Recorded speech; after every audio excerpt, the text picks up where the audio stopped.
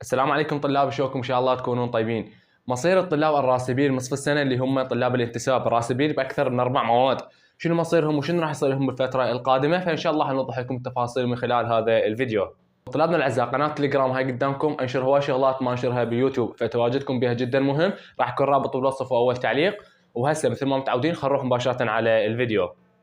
طلاب الانتساب اول شغله لازم تعرفوها اللي هي انه عدد دروس الدخول لكم اللي هي حال طلاب المدارس اللي هم 3 أو 10 درجات. يعني اذا عندك مواد 3 انت راسب بيهن فانت راح تدخل وزاري، اذا عندك 4 مواد ودرس واحد منعتهن بال40 فانت كذلك راح تمتحن وزاري. اذا كان عندك 3 دروس راسب بيهن، يعني انت راسب 5 مو 3 راسب بيهن واقع بيهن كلهن، وعندك درسين منعتهن فوق ال45، يعني درس مثلا 45 ودرس 47، فراح يضيفوا لك ال10 على ذن الدرسين وانت تعتبر داخل وزاري، لان راح يصير 3 و10 درجات.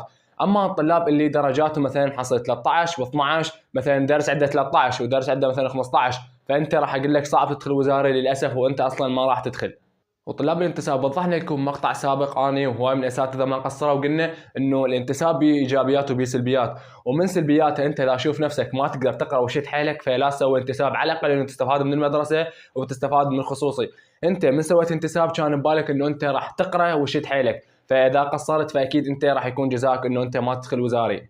وهم قلنا لكم انه اذا انت شوف نفسك من اول شهر، اذا انت قدرت انه تقرا فتره الانتساب وجربت روحك انه انت قادر على انه تقرا وتطلع معدل، فاستمر بالانتساب. واذا شوف نفسك مقصر وكلها طلعات ولعب وله، فالغي الانتساب افضل لك. فالطلاب اللي يعني سووا هذا الشيء ولغوا الانتساب بالبدايه فهنيئا لهم ان هم تلاحقوا راحتهم وحصلوا على فرصه الدراسه، واللي ما لغوا فانتم اكيد راح يكون مصيركم انه ما تدخلون وزاري. وللاسف يعني ما اريد اجاملكم انه انتم ما راح تدخلون وزاري نهائي وراح تعيدون بهاي السنه.